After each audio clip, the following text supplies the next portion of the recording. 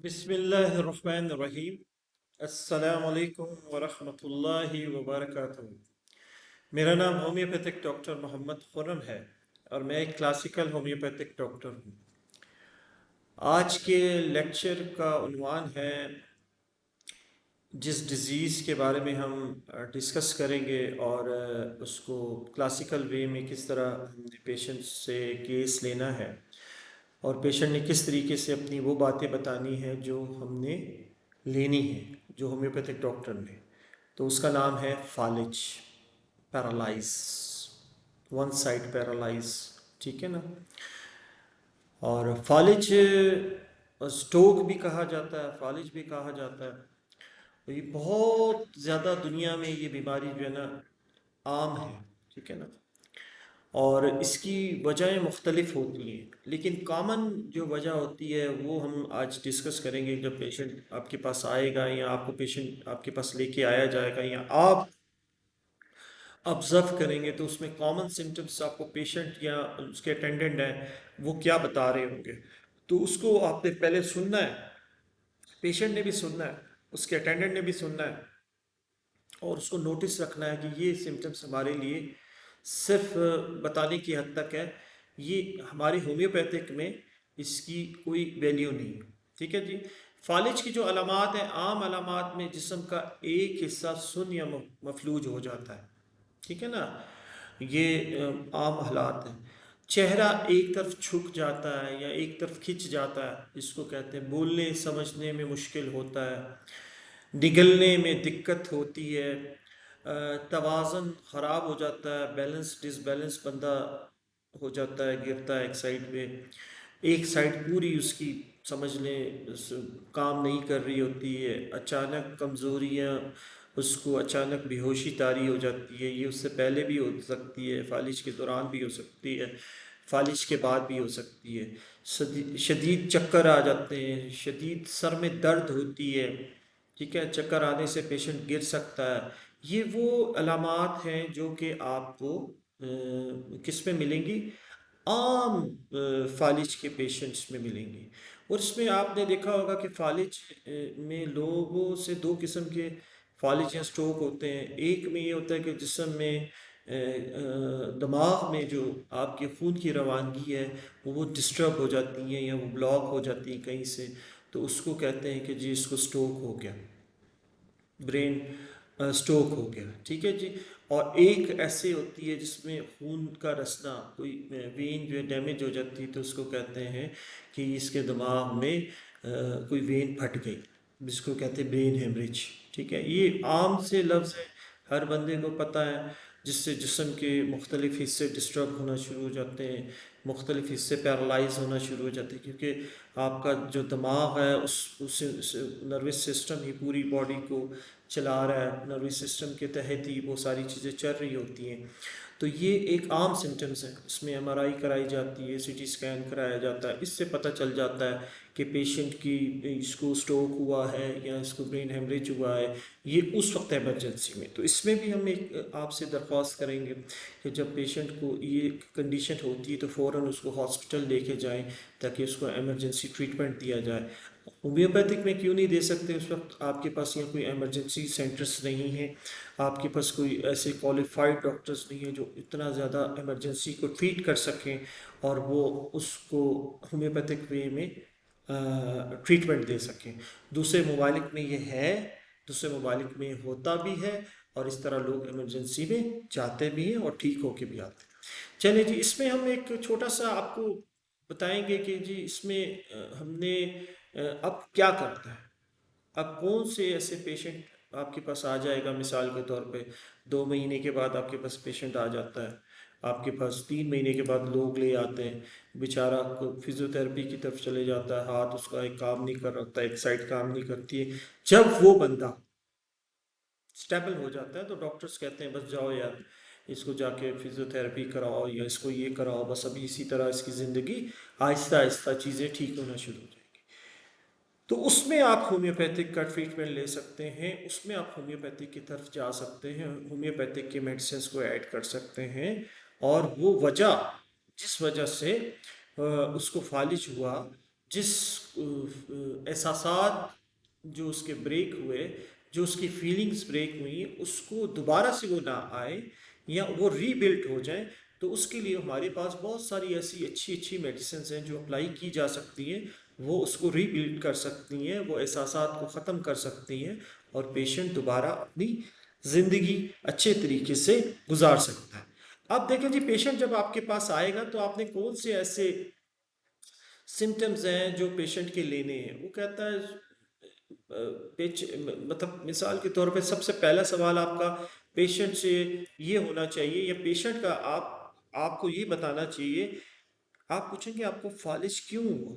अगर वो बोल सकता होगा, अगर वो बता सकता होगा, तो आप उससे पूछेंगे, नहीं तो उसके अटेंडेंट से पूछेंगे तो वो बताएगा कि डॉक्टर साहब, मिसाल ये बाजार में जा रहे थे और डाकुओं ने आके इनको जो है ना लूट लिया। ये अपनी पेंशन की पूरी पेंशन के पैसे लेके आ रहे थे बैंक से, और डॉक्टर डाकुओं ने इनको लूट लिया।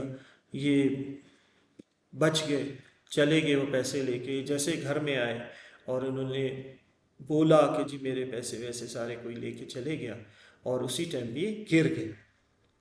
तो इसका मतलब ये है, एज ए होम्योपैथिक आपने ये लेना है कि इनको एक सदमा लगा। अब वो सदमा क्या हुआ? खौफ, मौत का खौफ। इस तरह के आपने सिम्टम्स पेशेंट्स के लेने हैं। अच्छा, उसमें हमारे अक्सर डॉक्टर्स कहते होंगे कि जी ये तो ज़ाहिर बात है, हर बंदा है उसको सदमा लगता है, उसमें ये हो सकता है हर बंदे को, लेकिन उसमें मुख्तलिफ, उसको हार्ट अटैक भी हो सकता था, उसको हार्ट अटैक भी हो सकता था, लेकिन उसने जहन पे उस चीज़ को इतना ज़्यादा सवार किया कि उसकी ब्लड प्रेशर हाई हुआ और उसने इफेक्ट उसको फालिज पे किया। तो इस तरह की बहुत सारी आपकी मेडिसिन हैं जिसमें हम उस पेशेंट को वो दे सकते हैं। सबसे पहले हमने फालिज में, देखिए जी, फालिज में सबसे पहले कॉज देख लें, कॉज ऑफ स्ट्रोक, कि वो कॉज क्या था, कौन सी जहनी कैफियत थी जिसकी वजह से पेशेंट को ये हुआ।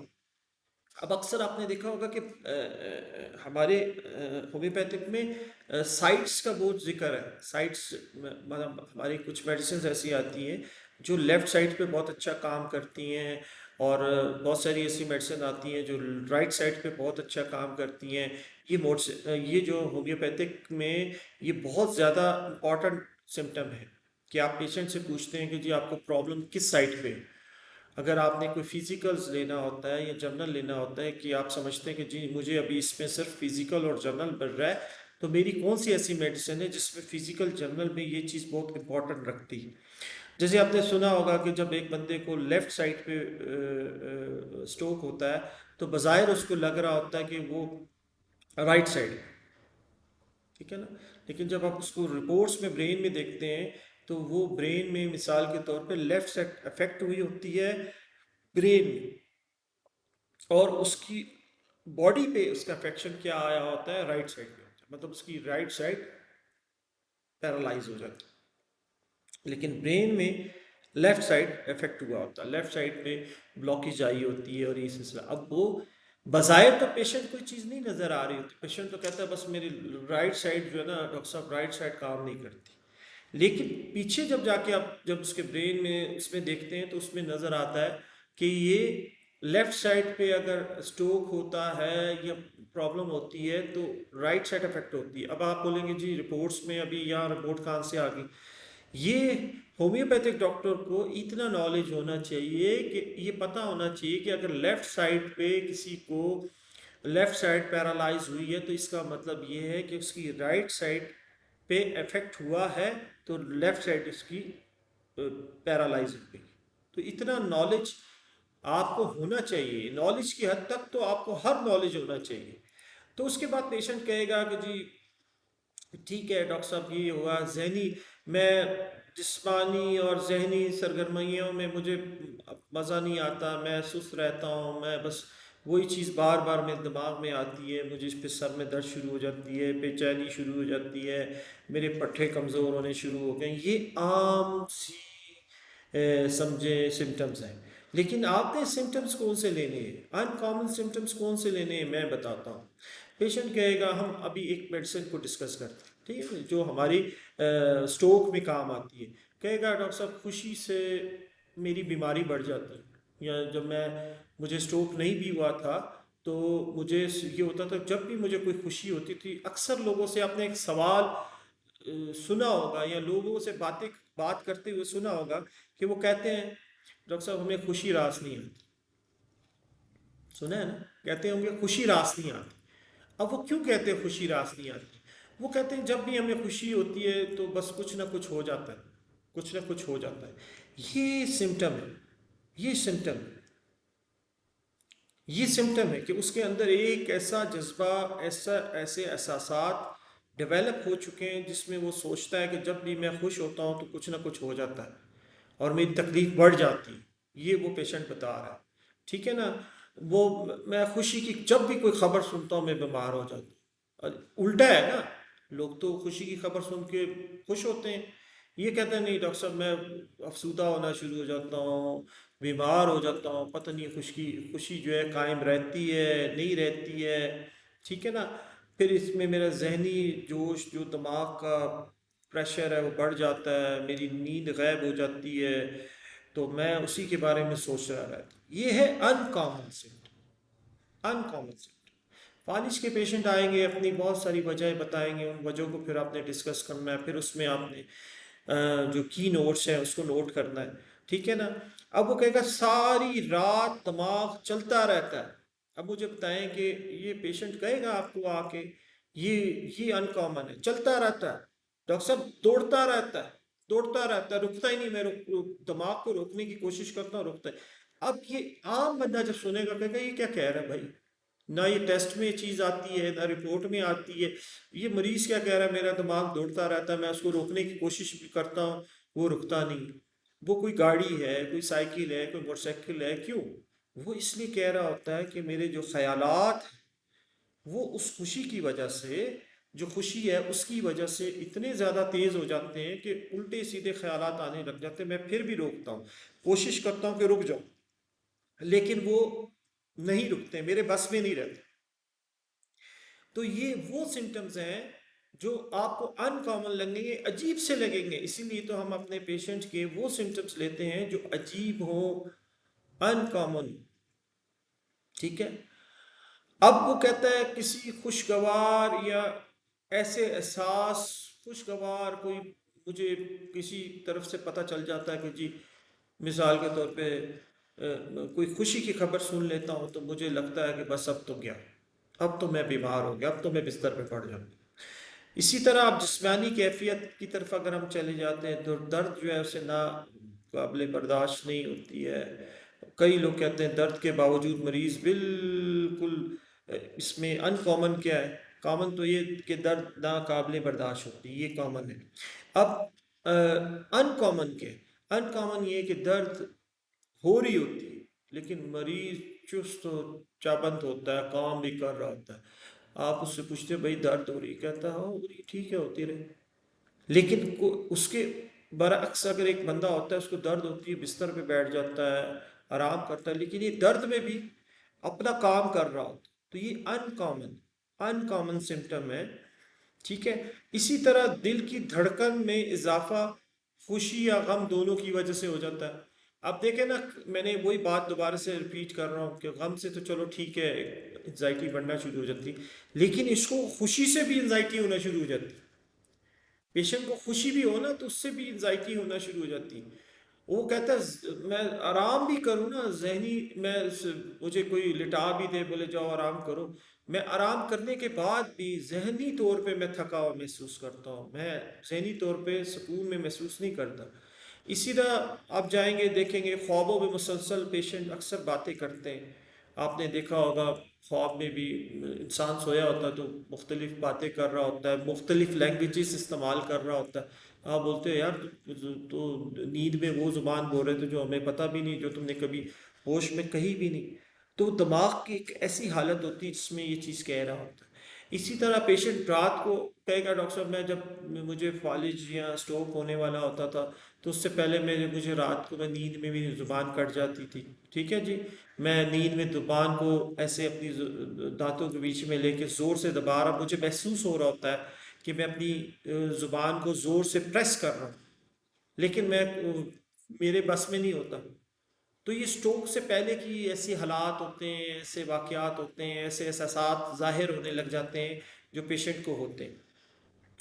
इसलिए इसमें आप जिस्मानी चीज़ें पेशेंट में देखते हैं, वो सारी आके आपको बताएगा।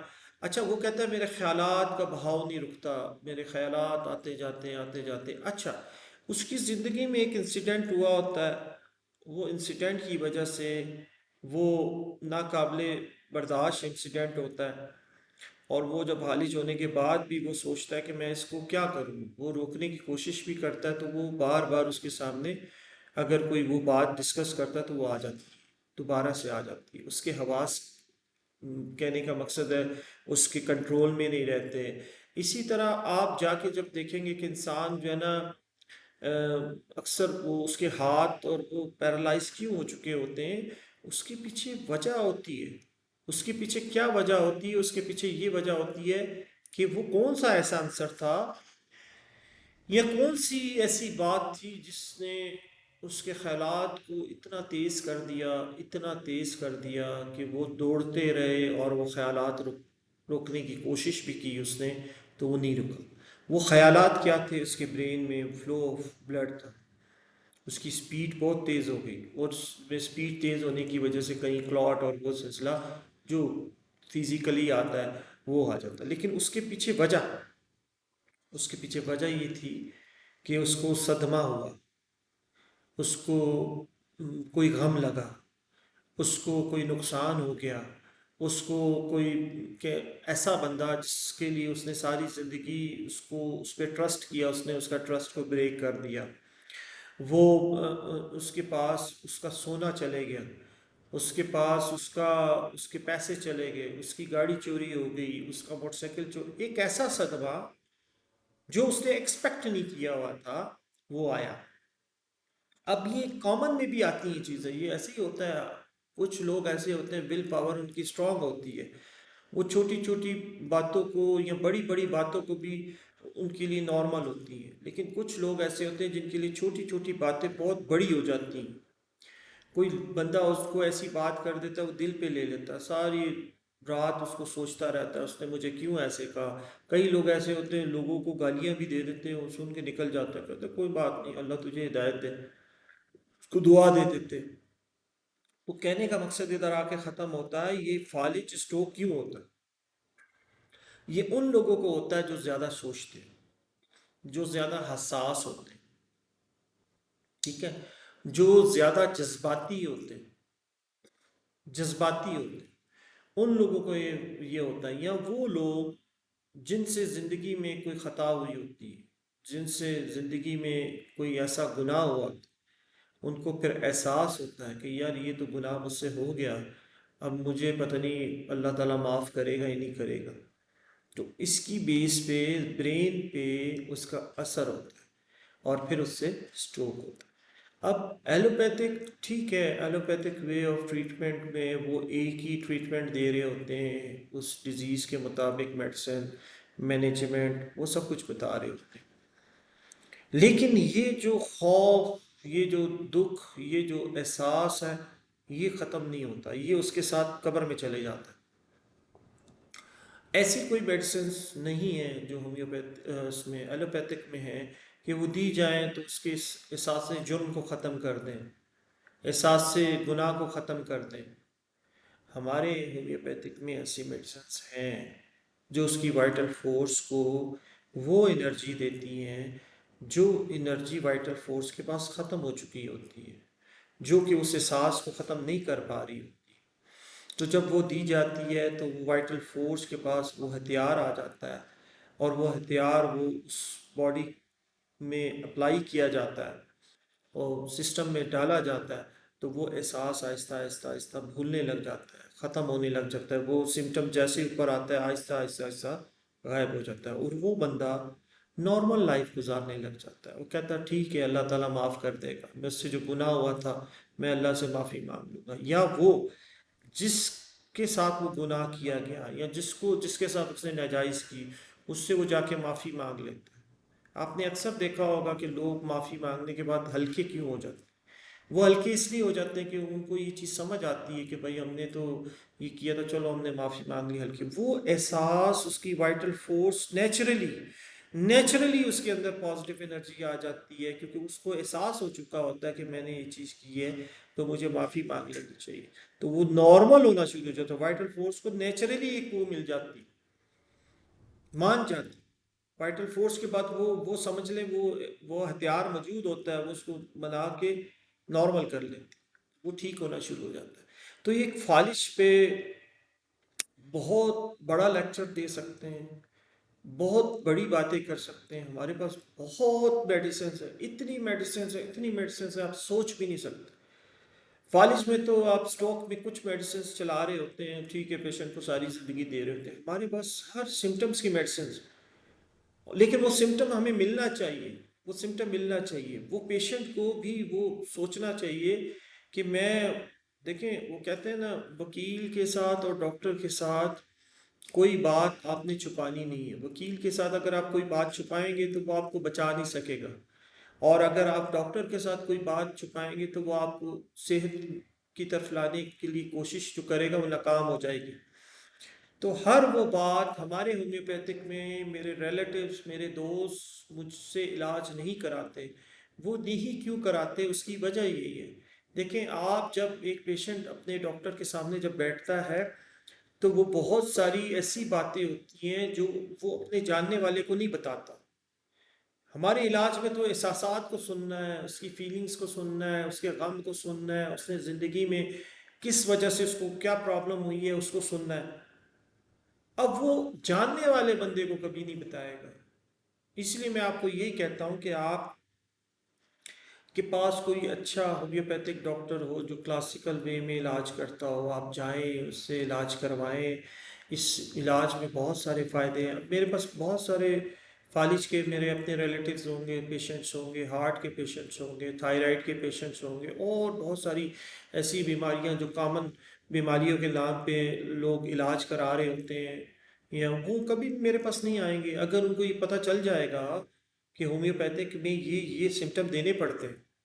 तो वो कभी नहीं आएंगे। उनको पता होगा कि हम इनके साथ अगर किसी महफिल में बैठेंगे तो हम किस तरह बैठ सकेंगे, आंखें नहीं मिला सकेंगे।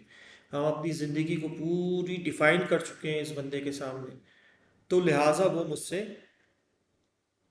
इलाज नहीं कराएंगे, अब नहीं कराएंगे। लेकिन मेरा तो फ़र्ज़ है कि वो सिम्टम्स बताना जो होम्योपैथिक डॉक्टर को चाहिए। तो आप मुझसे ना कराएं इलाज, मेरे पास अगर आप आएंगे भी तो जाहिर बात है मैं अपने रिलेटिव दोस्त से किसी से फ़ीस ही नहीं लूँगा, ठीक है। तो मुझे आप ना फीस देंगे, ना आएंगे मेरे पास, ना मुझसे मुझे अपनी वो असल बात बताएंगे जो मैंने सुननी है।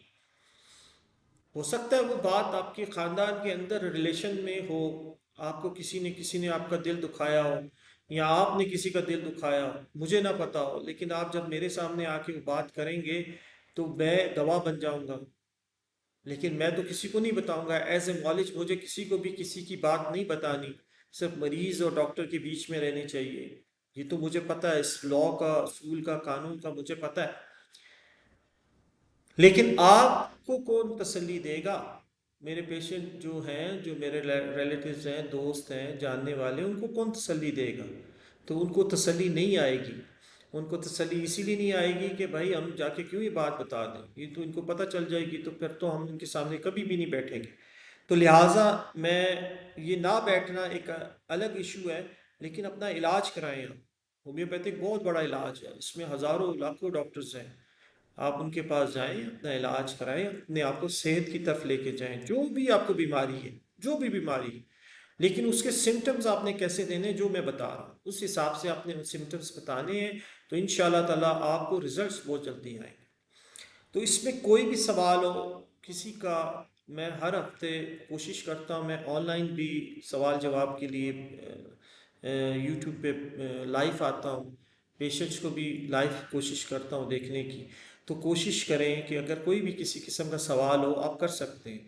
मैं आपको नंबर भी बता देता हूँ अपना, 0322900930। इस पे आप कॉल कर सकते हैं, मुझसे सवाल कर सकते हैं, मेरे टॉपिक के मुताबिक सवाल कर सकते हैं। हाँ, अगर किसी पेशेंट ने मुझसे इलाज कराना है, समझता है कि भाई ये क्लासिकल वे में ट्रीटमेंट देते हैं, वाकई ये होम्योपैथिक के सही असूलों पे काम करें, तो बिल्कुल मुझसे इलाज कराएं। इसके लिए अपना अपॉइंटमेंट बुक कराएं। अपॉइंटमेंट बुक करा के वही सिम्टम्स बताएं जो सिम्टम्स आपको मैंने समझाए हैं, उसको आप फोकस रख के मुझसे डिस्कस करें। इंशाल्लाह ताला आपको टाइम बहुत दिया जाएगा। ये नहीं कि आपकी दो बातें सुन के आपको मेडिसिन दे दी जाएगी, आपको पूरा सुना जाएगा। आपके अंदर के इंसान को सुना जाएगा जो बीमार है, उसको फालिज क्यों हुआ, उसको हार्ट अटैक क्यों हुआ, उसको ऑटो इम्यून डिजीज क्यों हुई, उसको थायराइड क्यों हुआ, उसके पीछे क्या वजह है, वो वजह निकाली जाएगी, फिर उसका इलाज किया जाएगा।